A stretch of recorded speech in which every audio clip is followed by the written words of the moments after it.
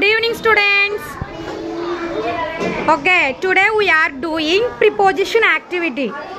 Are you ready for it? Okay, the bottle is on the chair. The bottle is before the chair.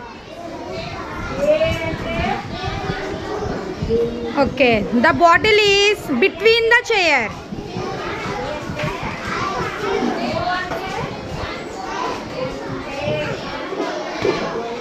The bottle is under the chair.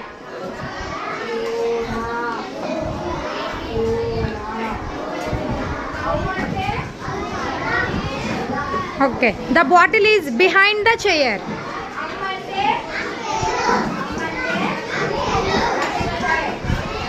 Okay, very good. Clap yourself.